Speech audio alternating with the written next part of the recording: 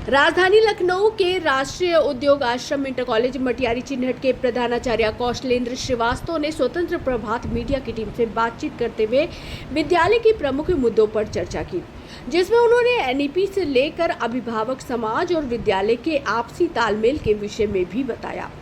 उनके विद्यालय के छात्र छात्राएं एनसीसी, स्पोर्ट्स व भारत स्काउट गाइड में प्रतिभाग करके मंडल स्तर पर चयनित कर पुरस्कृत किए जा चुके हैं। लखनऊ से संवाददाता रोशनी सोनकर, स्वतंत्र प्रभात न्यूज।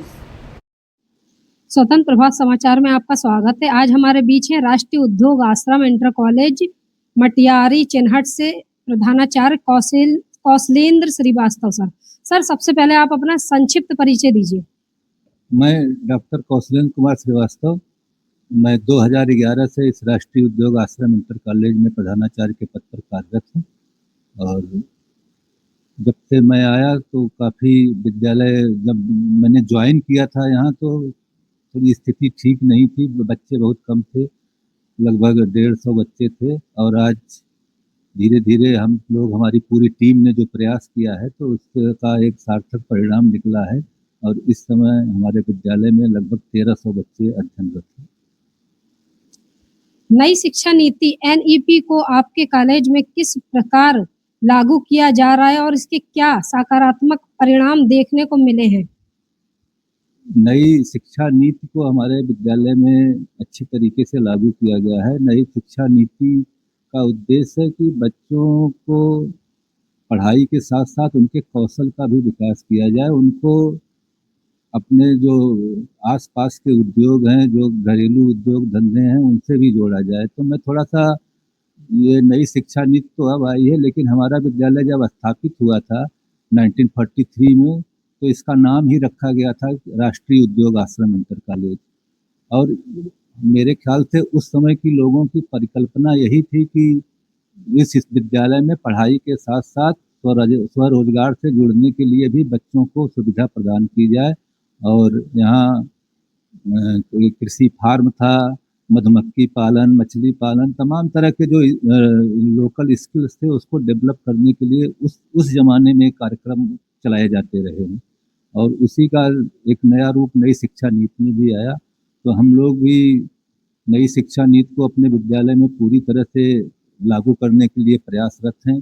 और टाटा मोटर्स का भी इसमें सहयोग हम लोग ले रहे हैं। हमारे बगल में टाटा मोटर्स है, तो उनका समाज विकास केंद्र है, उनके द्वारा हम लोगों ने बच्चियों के सिलाई कढ़ाई के लिए भी एक सेंटर स्थापित किया है।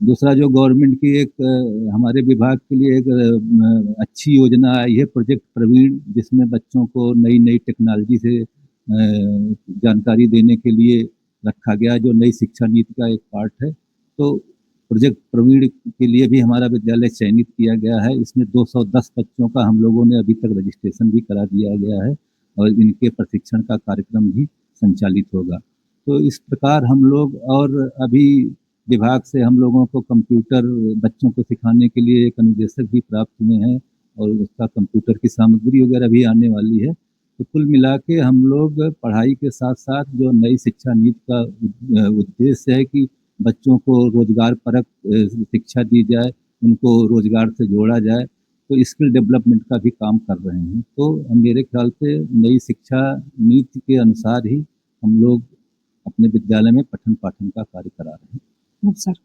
अभिभावक और समाज से आप क्या अपेक्षा रखते हैं ताकि बच्चों की शिक्षा और चरित्र निर्माण बेहतर हो सके?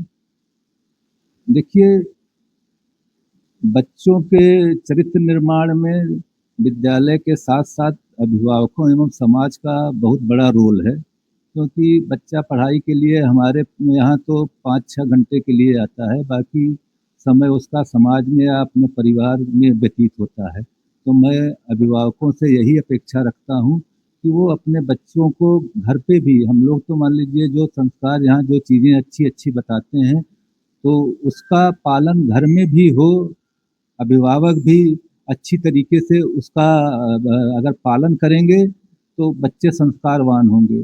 मेरा तो बड़ा कट अनुभव, मैं तो अभिभावकों से को भी बुलाता रहता हूँ, उनसे भी बातचीत करता हूँ। तो कभी कभी ऐसे अभिभावक आ जाते हैं कि लगता है कि बच्चा जो है, ये तो लड़का ज़्यादा संस्कारी है अभिभावक के अपेक्षा। तो अभिभावकों का सहयोग बहुत ज़रूरी है और ख़ास करके बच्चों के विकास के लिए, उनकी पढ़ाई-लिखाई के लिए प्रेरित करने के लिए।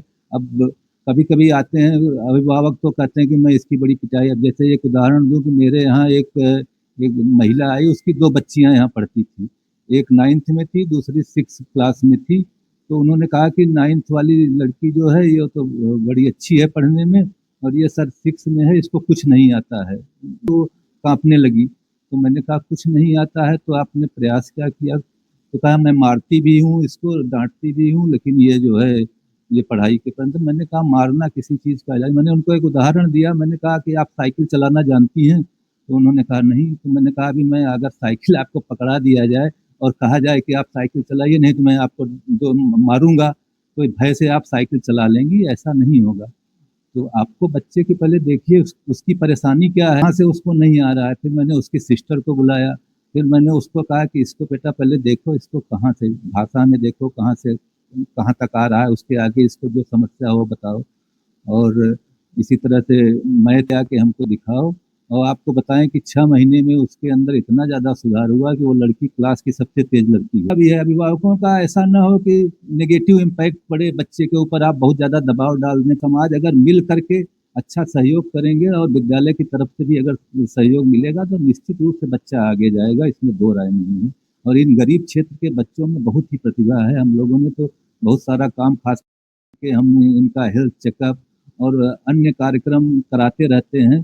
प्रतियोगिताएँ विभिन्न प्रकार की ऐसे प्रतियोगिता और तमाम तरह की। अभी एक लड़की हमारे यहाँ की जो है वो 85% लाई है और उसका खेल में भी समझ लीजिए कि वो मंडल स्तर पे गई है एथलेटिक्स में। तो ऐसे भी बच्चे हैं और उसके अभिभावक की स्थिति थी कि हाई स्कूल पास होने के बाद वो लड़की आई तो कही कि हमारे घर वाले हमको रोक दे रहे हैं कि पढ़ने नहीं करेंगे, बस हो गया तुम्हारा घर में रहो, आना-जाना नहीं है, पढ़ाई-वढ़ाई बंद कर देते हैं और फिर शादी-विवाह किया जाए। बच्चों में प्रतिभा है, समाज से, बच्चों के अभिभावकों से यही अनुरोध रहता है कि आप लोग भी पूरा सपोर्ट दीजिए और पॉजिटिव सपोर्ट दीजिए, तो निश्चित रूप से बच्चा आगे जाएगा। आपके विद्यालय में एनसीसी, स्पोर्ट्स व स्काउट एंड गाइड को में प्रतिभा कराया जाता है? यदि कराया जाता है तो किन लेवल पर? बहुत अच्छा क्वेश्चन है। हमारे विदेशी स्काउट और खेल-कूद जो आपने तीनों विधाओं की बात की, तीनों विधा है। एनसीसी तो नहीं था, अभी 2 साल पहले मैंने प्रयास किया और मेरे प्रयास से या और विभाग के प्रयास से यहाँ पे हम लोगों के यहाँ एनसीसी भी स्थापित हो गई है। जूनियर विंग है, अभी सीनियर के लिए हम लोग प्रयास कर रहे हैं और विशेषता ये है कि इसमें बालिकाओं को भी रखा गया। 100 बच्चों का है और 100 में 50 लड़कियों के लिए है। तो लड़के और लड़कियों दोनों का जूनियर विंग हमारे यहाँ चल रहा है एनसीसी में और बड़ा ही उसका अच्छा प्रभाव रहा। बच्चों में बड़ा स्मार्टनेस आ गया। उनका अभी लड़कियाँ गई थी 15 दिन का कैंप वगैरह करके आई हैं। तो अभी कभी मैं आपको दिखाऊँगा, कोई कार्यक्रम होता है, उनकी परेड होती है, उनका पूरी पर्सनैलिटी उनकी चेंज हो गई। उनके अंदर एकदम शासन बोलना, परेड कराना, सारी चीज़ें कर रही हैं और विद्यालय के अनुशासन में भी बड़ा उनका योगदान है। साथ हम लोगों के यहाँ स्पोर्ट्स के लिए मैदान है, सुविधाएँ हैं। अभी जैसा मैंने बताया कि एक लड़की संजू नाम है, वो मेडल लेके आई है। तो इस तरह से जिले स्तर पे कई मेडल हम लोगों ने किया है। तो खेल-कूद के प्रति भी हम लोग जागरूक है और और जैसा कि आने वाले समय में स्वतंत्रता दिवस है, तो इस अवसर पर आप क्या संदेश देना चाहते हैं क्षेत्रीय जनता को, विद्यालय के छात्र-छात्राओं को, उनके अभिभावकों को? स्वतंत्रता दिवस के अवसर पर तो स्वतंत्रता बड़े कुर्बानियों अगस्त 1947 को हमारा देश आज़ाद हुआ। तो दूसरी स्वतंत्रता और मिले कि सारे लोग अपने रोज़गार से जुड़ें, अपने काम में जहाँ भी हैं उसको अपनी तन्मयता से करें। इसी से पूरे समाज का विकास होगा, अपना विकास करेंगे हम लोग, क्षेत्र का विकास होगा, प्रदेश का विकास होगा और पूरे राष्ट्र का विकास होगा। तो सबसे जो ज़रूरी चीज़ है कि जो जहाँ मैं तो अपने विद्यार्थियों को भी करता हूँ कि जिस काम में लगे हो पहले उसी को अच्छे से करो। जो जहाँ है वो अगर अपना काम सही से करता है, लोगों को होता क्या है दूसरे को काम को ज़्यादा करना है, उसको नहीं करते हैं, तो व्यवस्था फैलती है। तो स्वतंत्रता तो तभी स्वतंत्रता का देश विकास करेगा, और विकास के लिए सबको आगे बढ़ेगा तो फिर स्वतंत्रता सही मायने में चरितार्थ होगी। तो यही मेरा संदेश है कि सब लोग अपने काम को जहाँ भी हैं उसको अपने सही तरीके से पूरे निष्ठा के साथ करें, तो तभी देश का विकास होगा। सर, मेरे और मेरे स्वतंत्र प्रभात मीडिया की टीम की तरफ से आपको बहुत बहुत शुभकामनाएं। धन्यवाद ma'am. Thank you so much sir. Camera women Purnima Sonkar के साथ संवाददाता रोशनी सोनकर।